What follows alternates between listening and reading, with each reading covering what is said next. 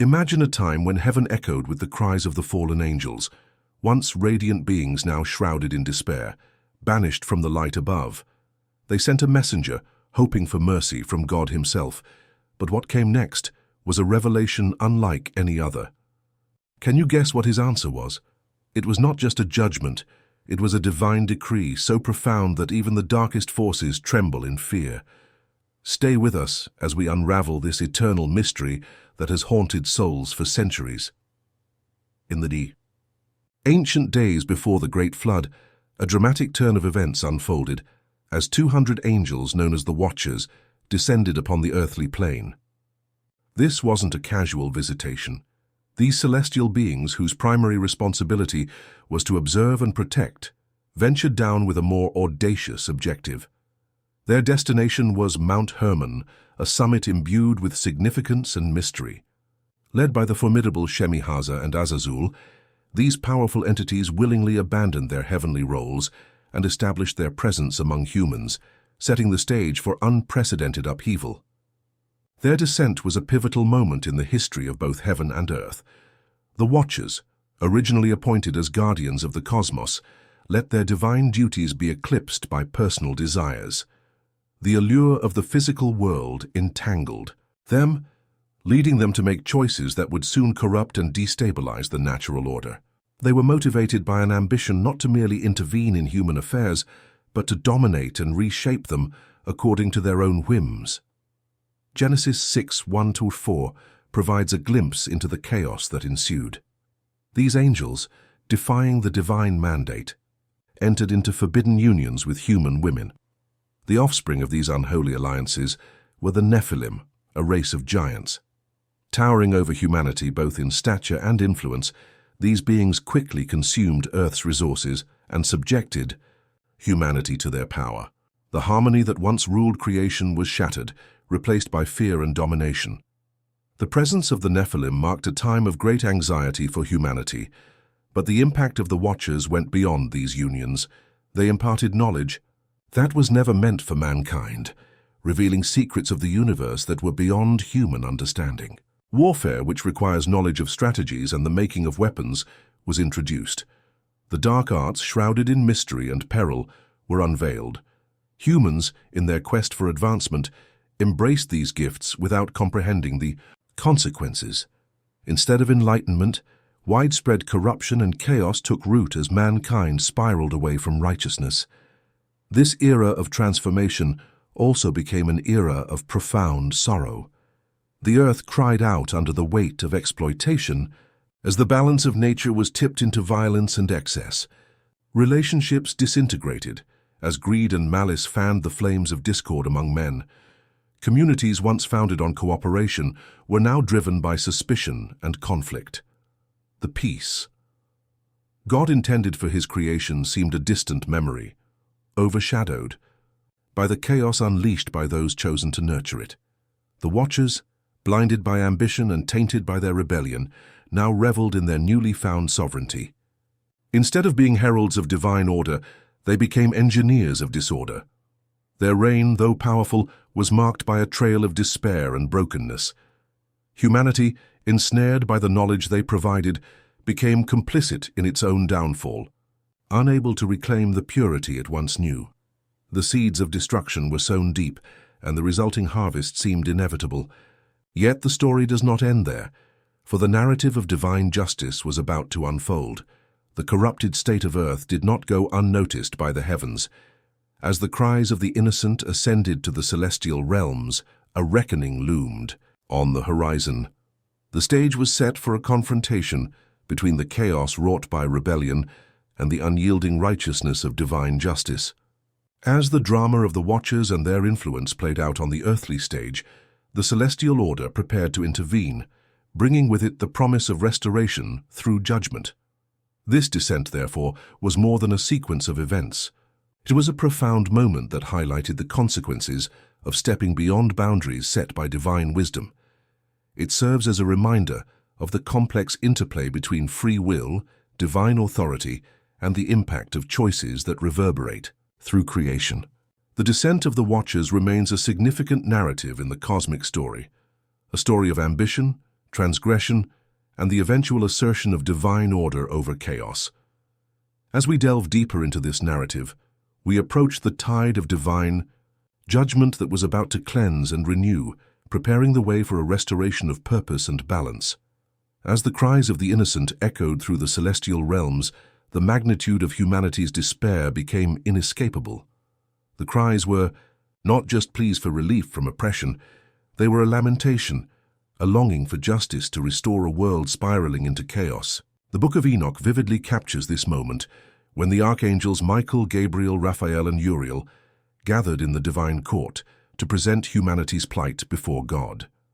In the sacred council, Michael spoke of the relentless violence and corruption.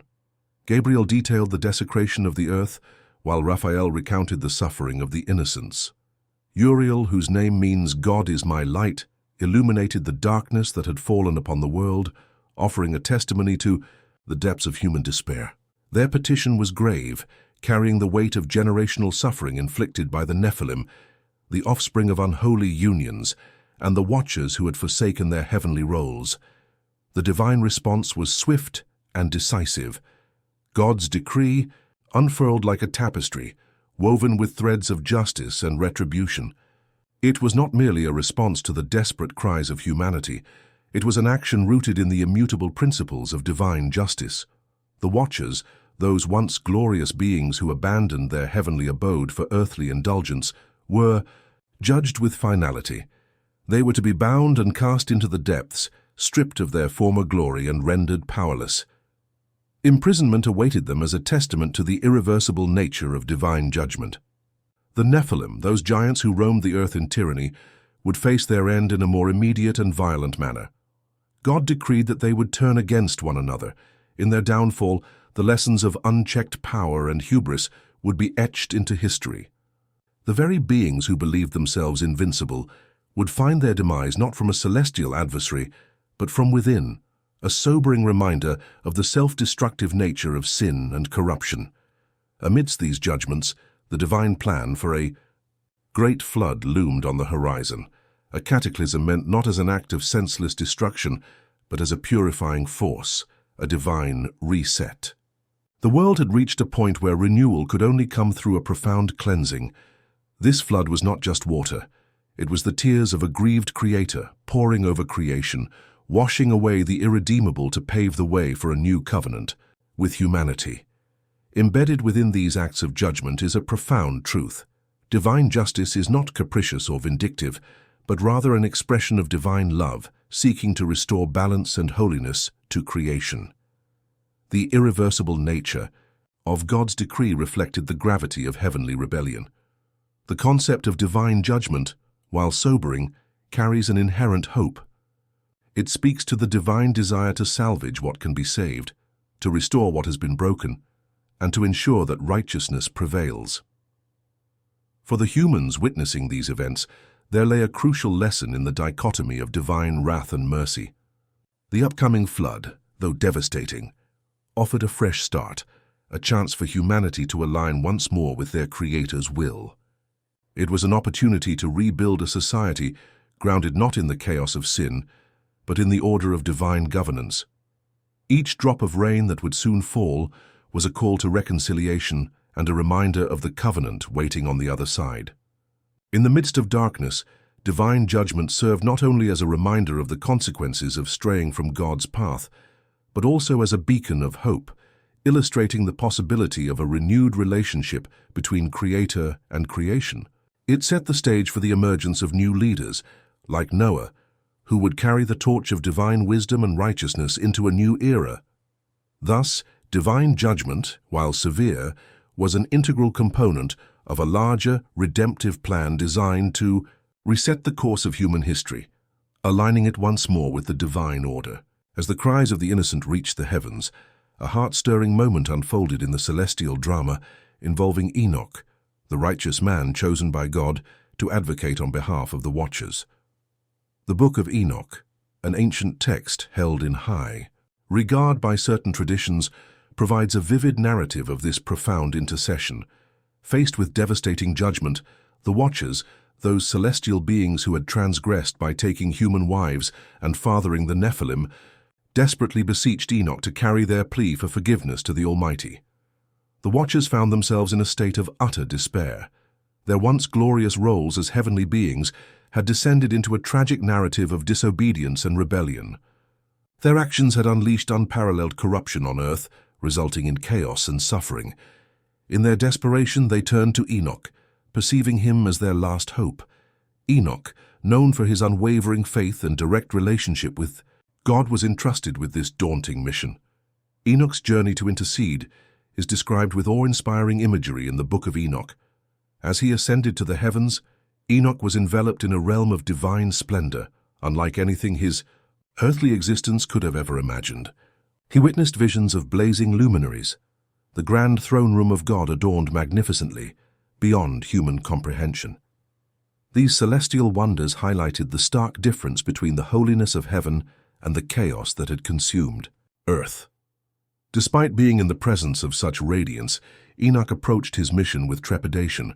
How does one speak on behalf of those who had defied such greatness?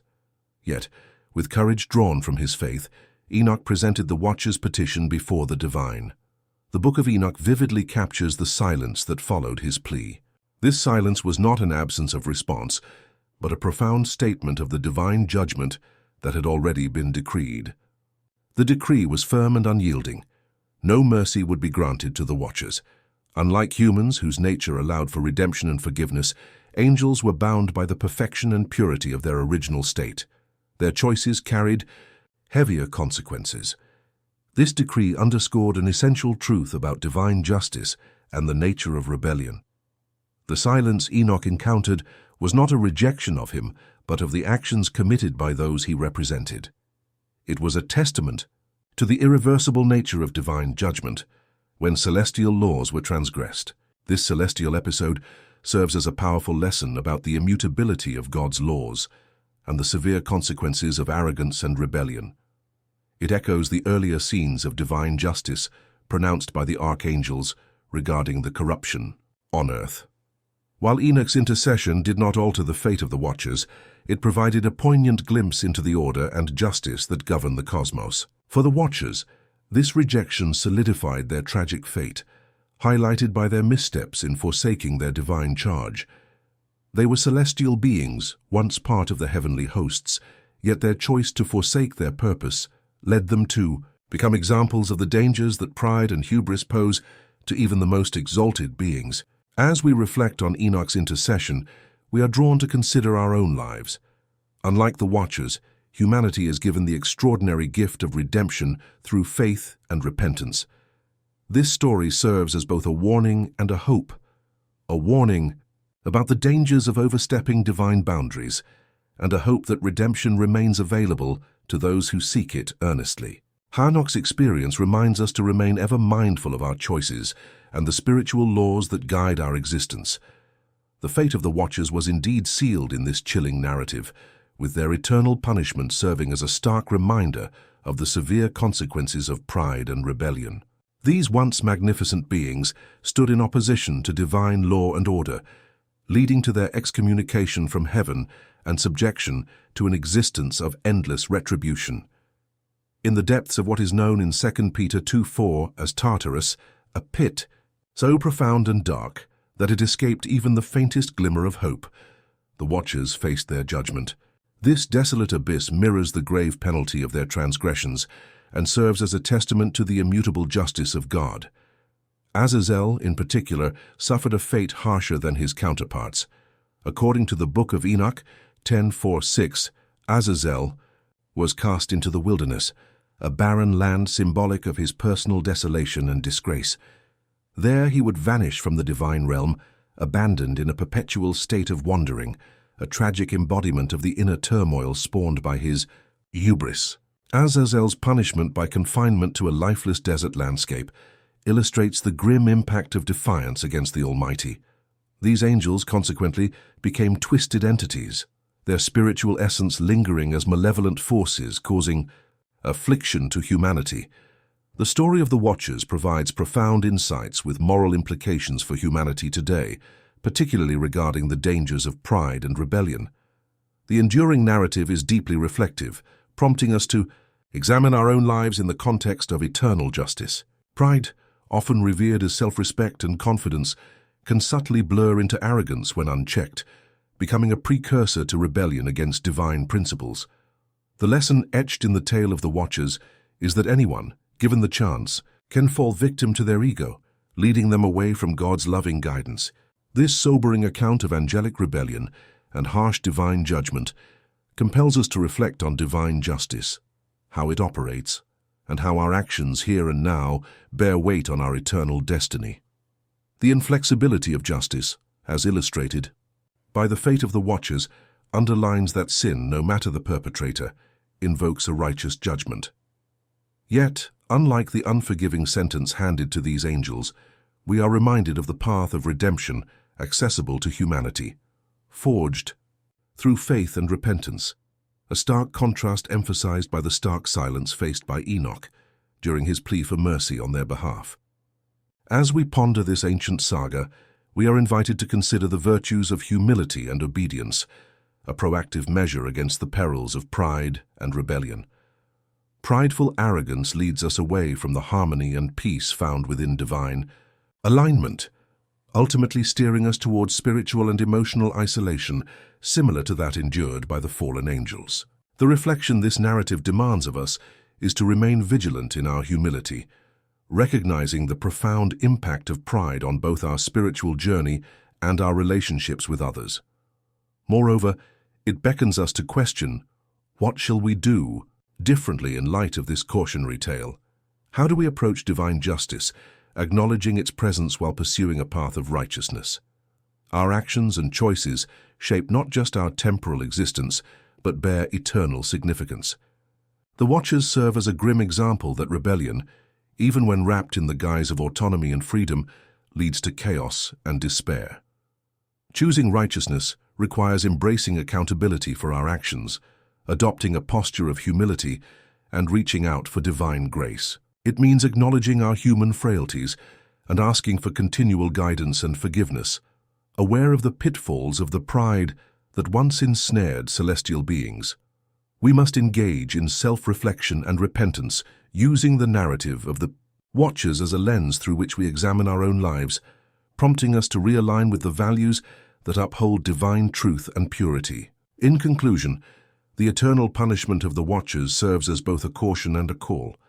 It cautions us against the dangers inherent in pride and rebellion, reminding us of the justice that balances divine sovereignty. Simultaneously, it calls us to embrace humility, reflect on our life choices, and pursue actively the path of righteousness illuminated by divine mercy, a path not extended to the fallen angels, but one graciously available to us. The lesson is as timeless as it is crucial, urging vigilance and introspection as we journey through life, heeding the divine warning and embracing the boundless opportunities for redemption presented to us by a just and loving Creator.